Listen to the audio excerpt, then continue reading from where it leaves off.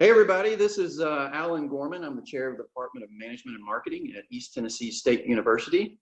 Here again with another episode of Bucs at Work. Today I'm going to talk to Mark Nagy, Ph.D. Mark has consulted for nearly 20 years with a diverse set of organizations, from nonprofit local women's shelters to federal agencies that employed more than 240,000 employees.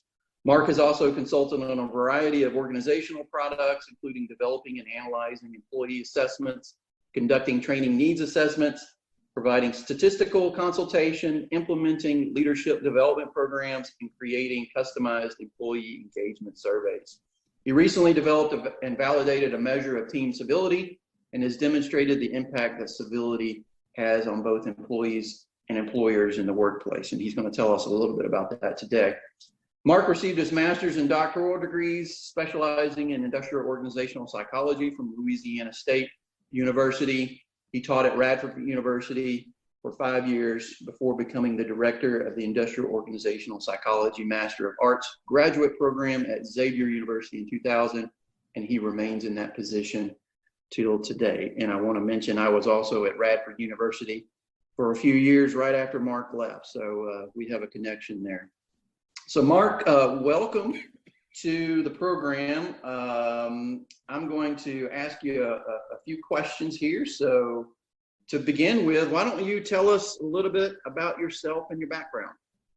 Okay, well, I got my bachelor's degree in psychology from Bowling Green State University. So, one thing maybe for this podcast is that you don't have to get a degree in psychology, but that's what I did. But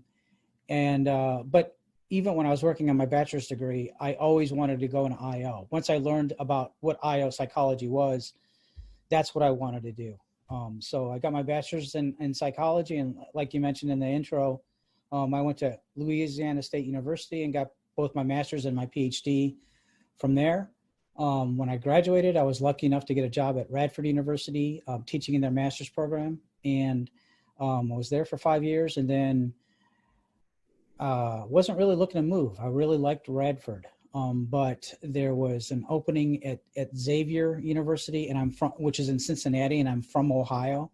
My wife is from Ohio, and about a week before the job was posted, my wife's parents were involved in a serious car accident.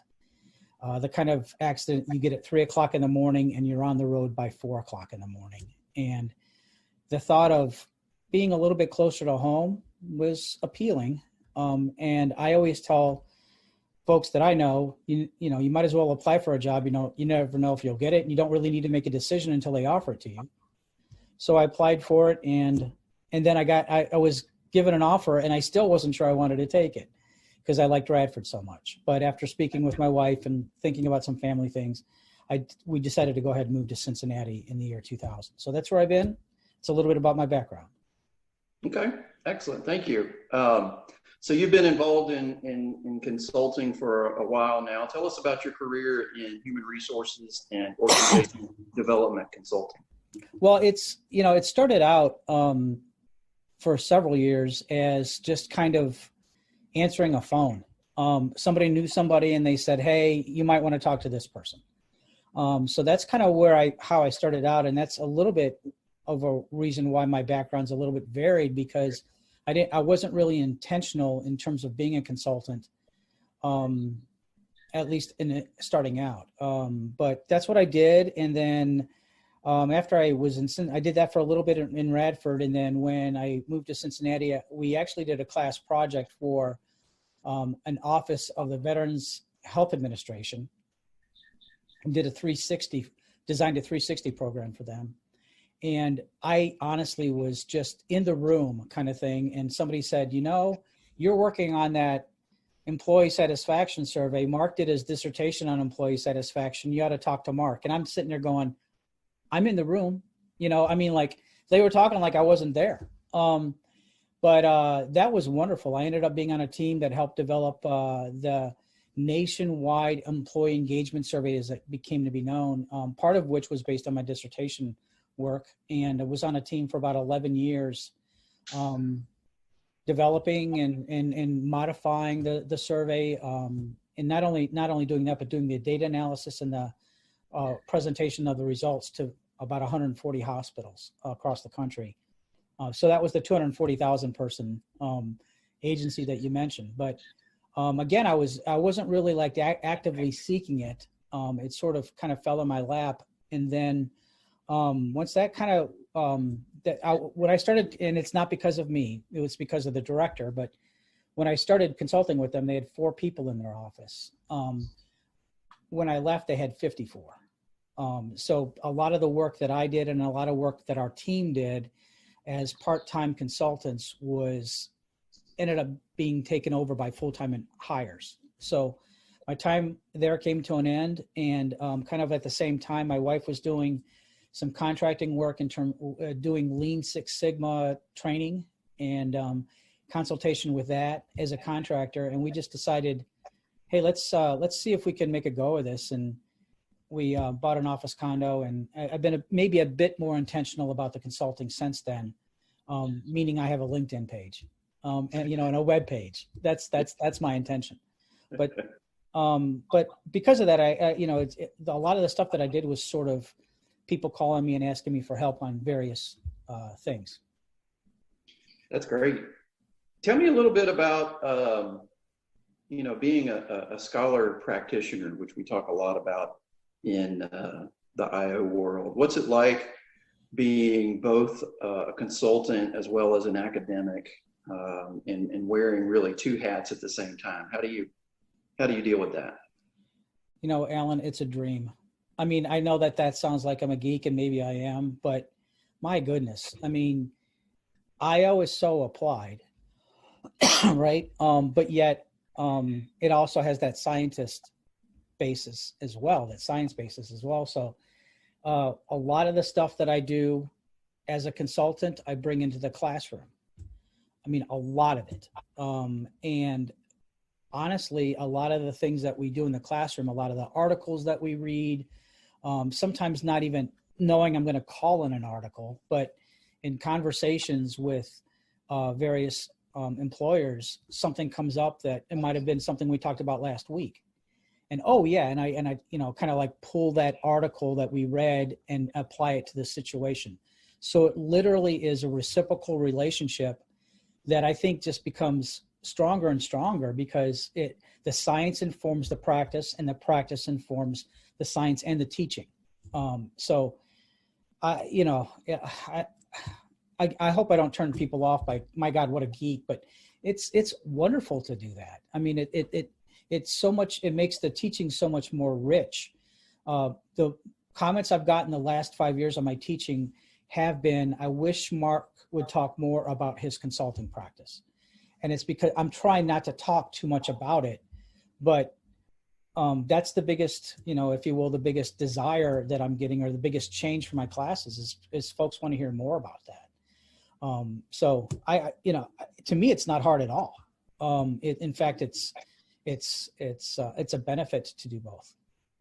Yeah, that's what I always noticed when I was teaching IO students at Radford, was they were always very interested in your own consulting, and they wanted you to talk about it in the classroom. And it enriched that environment, and it made that learning a little bit better. Yeah. So I'm glad you mentioned it. And I've taught at Xavier. I teach a class that has been cross-listed with the MBA program. And I taught MBA students for several years, and the same thing applies to them as well. They love the application of the materials. Right. So. Yeah, absolutely. Excellent. So tell us a little bit about your work on workplace civility. What's that about, and what have you done so far? Okay. Story time. I mentioned the work that I did with the Veterans Health Administration, and they began an initiative called Civility, Respect, and Engagement in the Workplace. So CREW, CREW was their acronym. And they wanted on the team that I was on, the employee engagement team, they wanted a survey of civility yesterday. And I mean that. I mean, they wanted it done. Now, at the time, I was familiar with the incivility research that had been done and thought, oh my gosh, I'm totally cool, because there's like 10 people in the country that know about this, and I'm one of them, and I'm going to tell them all about incivility. And there was a measure that Cortina had, and whatever, and we could look at that. So I presented it to this group in Washington, D.C., and they hated it. They said, we don't like it because it's negative. Has somebody been rude to you? Has somebody rolled their eyes at you? All the questions were negative because it was measuring incivility. So that it goes to show you just never know. We took our existing employee engagement survey. They had about 60 questions, and we came up among our group with kind of a working definition of what civility might be, and then looked at questions that we thought might map onto that construct. And we did a lot of psychometric analysis, whatever, because the VA and actually every hospital measures everything. So we had all these things we could correlate our items to, and we ended up coming up with an 8-item overall measure of civility. And my work there at the VA, the first time we ran results with using this 8-item measure, I was sure I did something wrong, because the correlations were so high with things like turnover and absenteeism and job satisfaction. I knew I did something wrong. I mean, I've never seen correlations like that before. I mean, they were in the 6s, to give you an idea. We don't see that in IO psychology. No. So we, on the team, we presented a few times at different conferences and things like that. Again, my time came to an end, because by that time it was reaching the end. And I'd given a brown bag presentation to a group. I'm trying to make this kind of condensed, but give a brown bag presentation to a group up in Dayton. And somebody came up to me afterwards and she said, you know what you ought to do? You ought to create your own measure of civility, because when we created our measure, it was kind of like thrown together. It was from existing questions. And that's not really ideally how you create an assessment.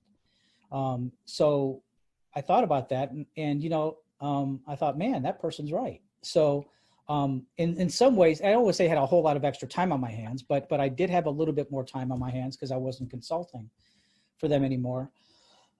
So I embarked on a research study. I got together about 8 graduate students, and undergraduate and graduate students. We generated over 150 items of what we thought civility was, had them read some articles. From that 150 items, we whittled them down based on them being very, very similar, or maybe outside the content domain of what we thought was civility, and used a process by Hinken, who wrote an article in '98 about the structured process of developing a scale. Used that process as a guideline, and took those items that we had whittled them down, collected data, did some analysis, got it down to about 36 items. Then we did another study where we looked to see what constructs it should be related to and which constructs it shouldn't be related to. So basically looking at convergent and discriminant validity, ended up with a 30-item measure of civility. And again, this is the great thing about science, folks, because I thought we were measuring, or I'm sorry. I thought we were creating a measure of civility. Thank you. That's what we had at the VA. We call it civility. I got the 30 items. I did a factor analysis, and I had 5 factors. I was expecting 1 factor. And I looked at it and it was very clear. There were 5 very clear factors. And I went, oh my God, what did I do? But looked at the factors and looked at the items, because that's what you do with factor analysis. You look at the items. And 1 factor was all about I, had the word I in them. Like, I do this. I behave in a way that fosters civility in the work environment. I do this, I do that. So individual civility. Another factor had the word supervisor in just about every question. So it was the supervisor civil.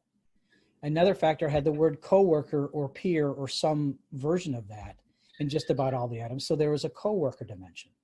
And then you start saying, wow, this makes sense. What do I do to contribute to civility? What does my supervisor do? What do my coworkers do? And then the other two dimensions was basically the work environment. So it wasn't really in reference to a single person, but more like the culture of the organization. And then the final one was civil communication. Things like sarcasm is used inappropriately in the workplace. So again, not really mapping onto an individual or group, but more about the general behavior. So the civility measure assesses 5 different dimensions of civility. And what's I think totally cool about it is that you can give this, and by the way, this is to assess team civility. So it's not, I'm civil at the grocery store and I'm civil when on my bowling league and I'm civil in church. It's in my work group. So the questions reference the work environment and the work group. So it's not like a personality measure where if you're extroverted at church and in a bowling alley and at work, you're probably extroverted all the time. This is in reference to the work group that you work in. So what's cool about this, though, is that you can give this to a work group, and if they have low civility, you can sort of identify the source of it, because it might be the supervisor, or it might be the organizational culture, or it might be the coworkers. So from a practitioner, so here you go. Here's the last question about science and practice kind of informing each other.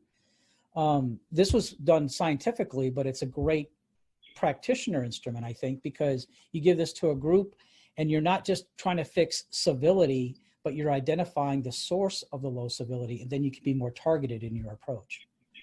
And not, maybe not surprisingly, but from my work at the VA and also some work that's been done subsequently in the sciences, civility is very strongly correlated with things like turnover. I mean, the research suggests that at least 1 out of 8 people leave an organization simply because they've been treated in an uncivil manner. Nothing to do with their job, nothing to do with their supervisor, nothing to do with their pay, has to do with how they're treated. So related to absenteeism, turnover, we even found at the VA that it was related to the filing of EEO complaints. Hospitals that had a higher civility score, aggregate score, so about 1,000 people per hospital, if they had a higher civility score, they spent less than half on investigations for formal EEO complaints, let alone the settlements that would come out of those. We didn't have access to the settlements. A lot of times they're, not public record, but we did have access to the investigations. And just the investigations, they spent less than half than hospitals with low civility. So this has a lot of impact on employee-related behaviors, but also on monetary outcomes as well. That's great. So based upon the assessment, then can you design interventions for companies on how to deal with that situation?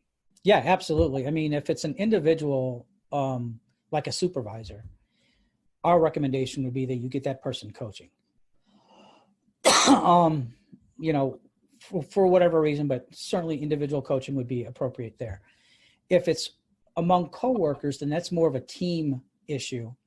And what we've designed a training program, and primarily my business partners designed a training program with some input from me that revolves around some skill-based training in terms of conflict resolution, emotional intelligence, communication skills, and what we would call attribution biases. So like the fundamental attribution error, self-serving bias, some stuff out of social psychology.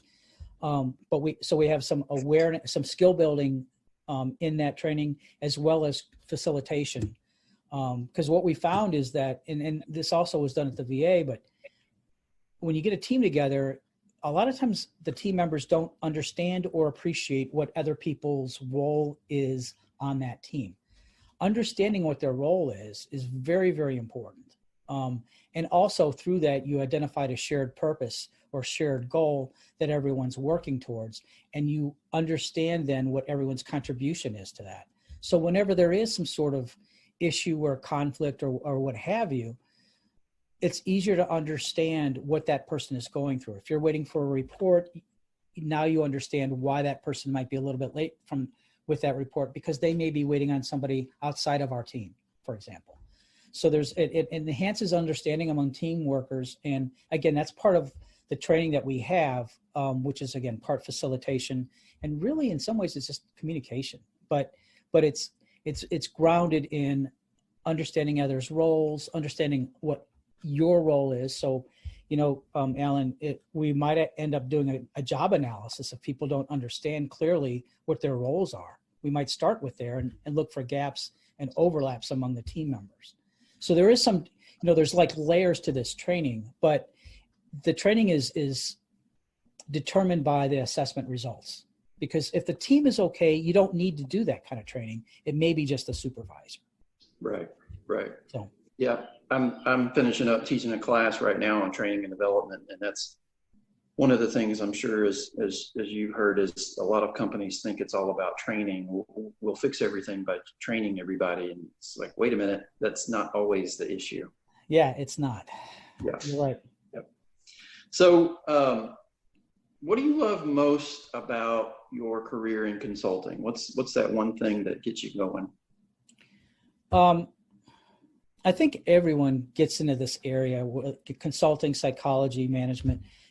I mean, maybe I'm wrong, but I think we have a desire to make a difference, right? We have a desire to help people, help organizations make a difference. And that's what gets me going, to work with individuals and to maybe have a little bit of a part in them developing, blossoming. Maybe sometimes it's just realizing that they do have the ability. A lot of times, some folks have never been told that they can do this.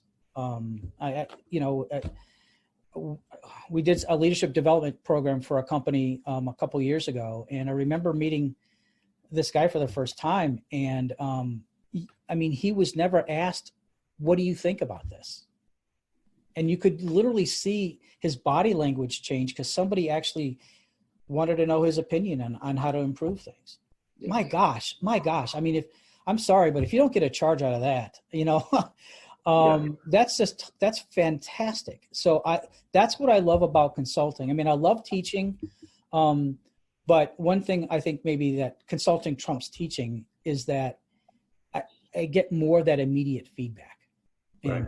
Gosh, that is so darn cool. So it's making it's making them happy. It's making employees happy. Yeah, it's making the organizations more efficient and more effective. But really, it's working with people and having that kind of direct, maybe a little bit of that a direct impact on that change in behavior. Yeah. I just love that. Excellent. So what the flip side then is, what's your least favorite thing about consulting?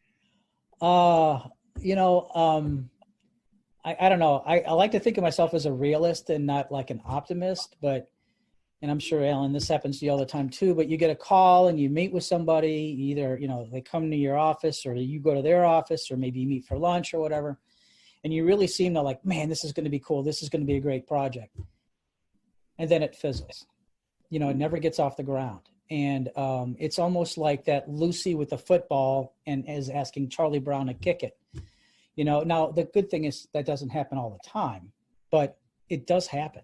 And unfortunately it happens because a lot of times of factors beyond your control. So it's not like I did something wrong in the meeting or they didn't like the idea. We just worked with a company, we're working with a company, and our primary contact, how shall we say, got reassigned, got furloughed, given what's going on right now, and nothing you can do. Man, you thought, gosh, you had such a great call and everything, and there's all this excitement, and then it's just sort of like gets the plug pulled on it. And that's going to happen in consulting. But I wish that didn't happen, because once, you make a connection with somebody and you get real excited about it, it's a little disappointing when it doesn't follow through.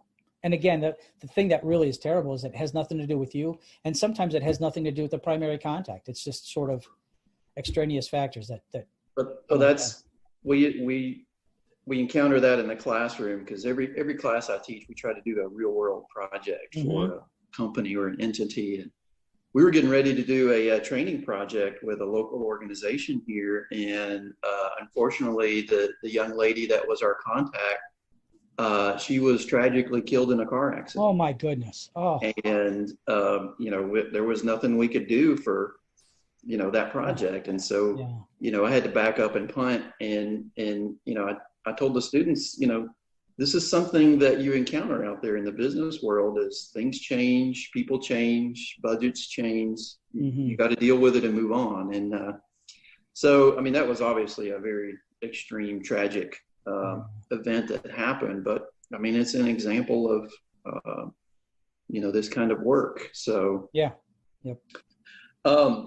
So if a student were interested in getting into HR or OD consulting, are there any books or articles that you would recommend that they read?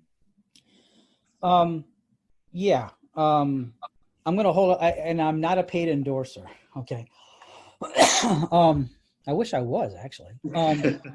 But I know this book, first book I'm going to recommend is a little bit dated, but it's still the best management book I've ever read. And that's by Stephen Covey, The 7 Habits of Highly Effective People. And I think the reason why that's one book I would definitely read is because it's just the idea of there's so many good principles in that I think are effective for consulting. You've got think win-win. So that's one of the principles. And when you're a consultant, you should be thinking win-win, not only for you, but for the employers and the employees. You should be thinking win-win. There's basically, I'm going to get it wrong word for word, but it's basically listen first and then speak up.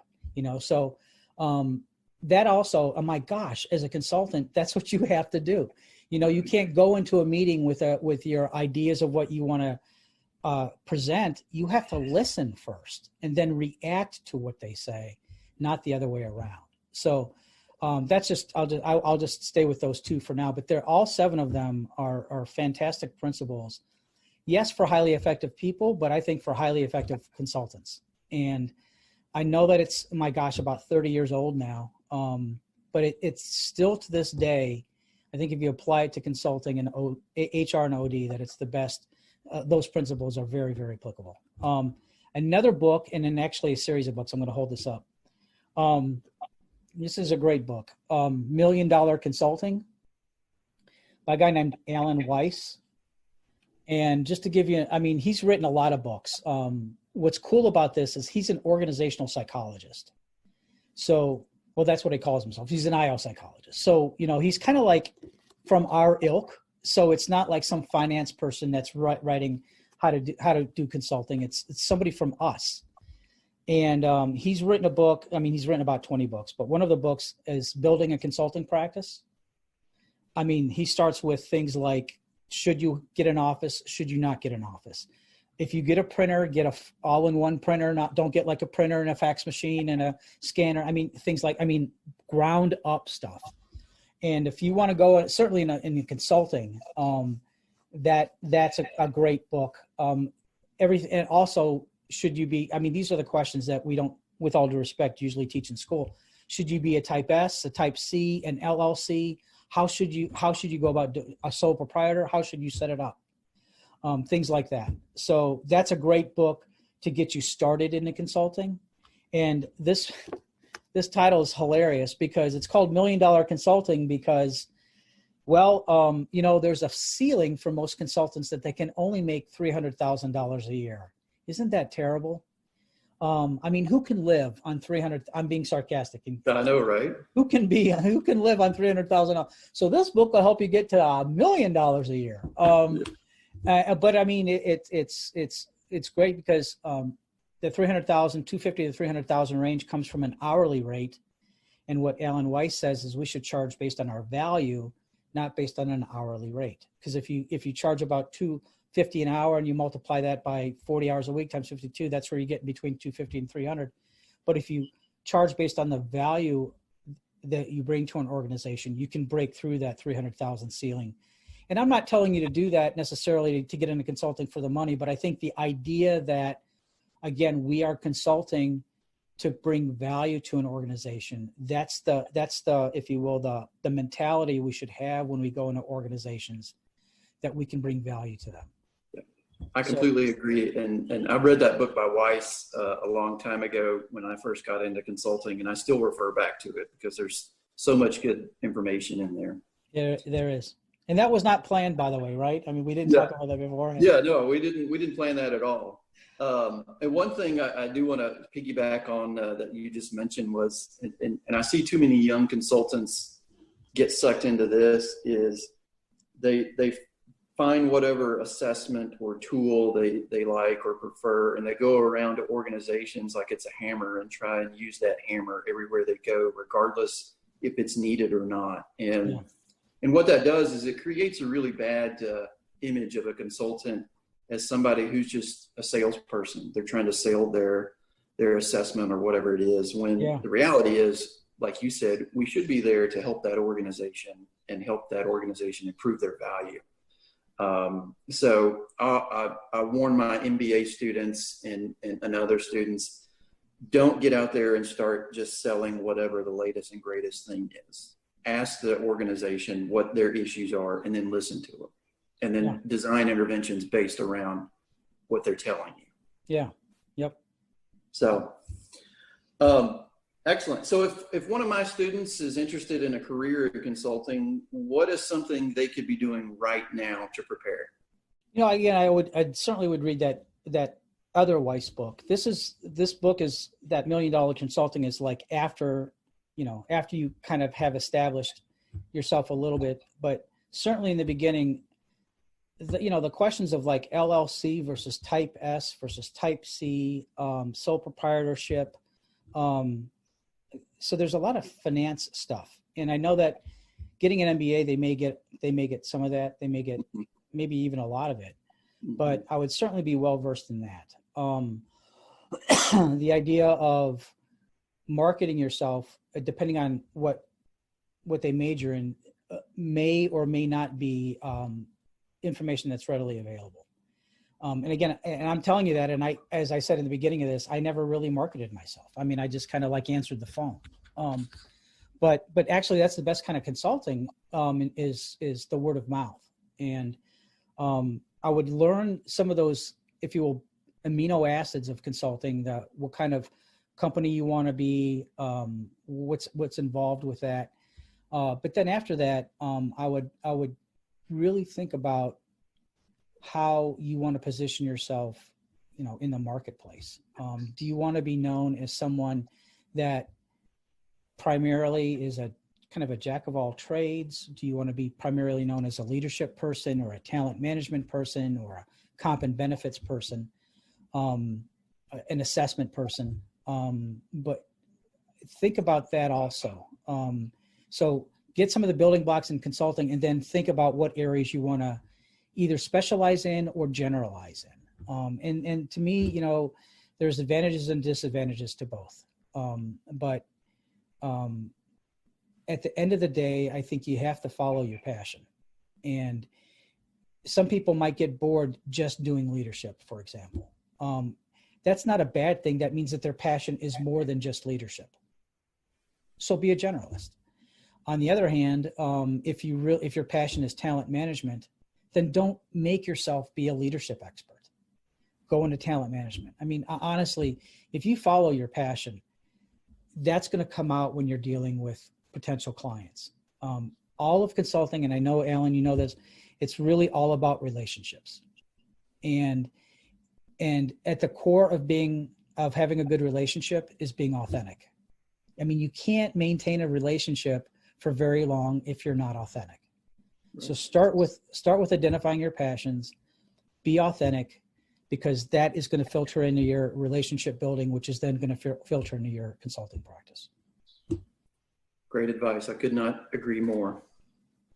So if you were back in school right now as a college student, what is one thing you know now that you wish you had known back then? Can I say two? Sure. Because one of them might not have to do a whole lot with consulting and HR. I would eat healthier. Yeah. God, it's so hard to change your eating habits the older you get. Yeah. So I might have eaten a little bit healthier when I was back in college. try to mix in a salad more often than I did. Yeah. But aside from that, you know, I would say to not be I'm going to expand on this, but not be afraid to fail. I think that sometimes, you know, we might self-handicap a little bit and maybe not pour ourselves into a certain project or a paper or whatever. Because if we don't do well on it, then that means we shouldn't go into this field. No, what means you shouldn't go into the field is your passion. Don't be afraid to fail, because especially if you want to go into consulting, for lack of a better way of saying it, I mean, you could look at it is that you're going to fail a lot. You're going to submit proposals that aren't going to be accepted. And the thing of it is a lot of times you never know why. It might be your price, or it might be, like in one instance, the person we were competing against was the sister-in-law of the CEO. You know, I'm glad we know that now, but I mean, you know, there was a time frame when we didn't know that, and we're saying, what did we do wrong?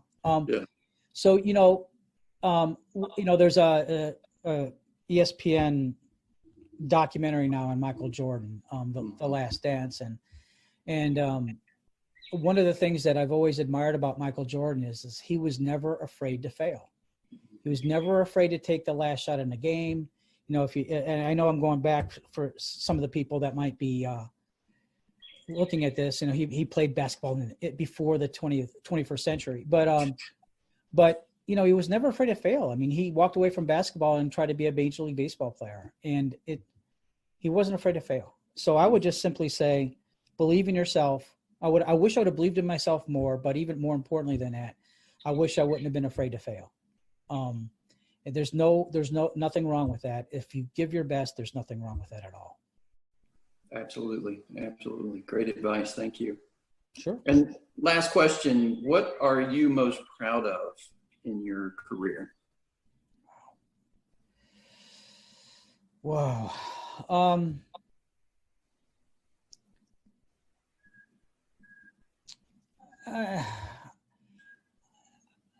Sorry, it's a hard question. And it's not because I've got so many things, you know, like I haven't sold any records or anything like that. Haven't won any Emmy awards. But I think that it would be kind of like, again, sorry, two things, but one of them certainly, being the director of a graduate program for 20 years, we have about 200 graduates, and, you know, many of them have gone on to be successful, very successful. And, you know, I see them getting promoted and them having kids and buying houses and things like that. Hopefully part of that is because they were trained well in our program. So I guess that's one thing I'm proud of. And I'm also honestly proud of the work that I did at the VA. I know, certainly not anywhere near the front lines of working with our veterans, but if by developing an employee survey that was able to improve the lives of some of the healthcare workers that then spilled onto the care of their veterans. I mean, I hope I had, if I had anything to do with that, I'd be incredibly proud. Not going to wave a flag or anything like that, but my gosh, people who fight for this country, I think, deserve everything. And absolutely. And if by helping develop and analyze and then give the results in an employee survey, if that ultimately led to improved care for our veterans, then I don't know if I can't top that. Yeah. I don't know that I did, but if I did, then I'm most proud of that. Yeah, that's awesome. Well, Mark, thank you for joining us today. If somebody wanted to get a hold of you to talk about consulting, whether it be a student or maybe they're interested in learning more about consulting, how can they do that? Well, two places, actually. That's kind of the theme for today, right? I mean, like, yes. No, but two of everything. But they can contact me at Xavier.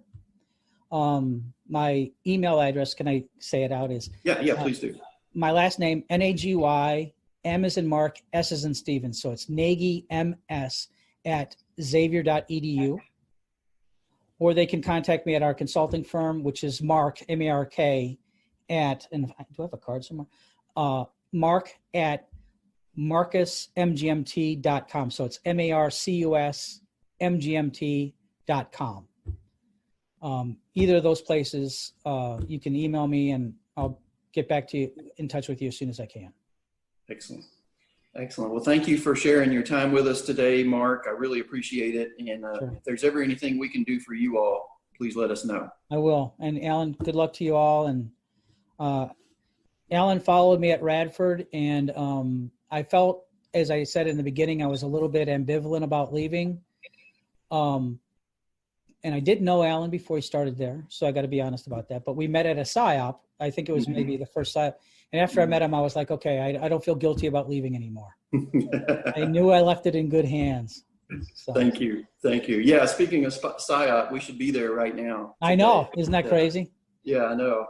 So hopefully next year. Next year, New Orleans. It'll hopefully make up for it. Oh, yeah. New Orleans will be fun. Yeah. It'll be fun. All right. Thank you so much, Mark. I really appreciate it. You're welcome. Take care. You too.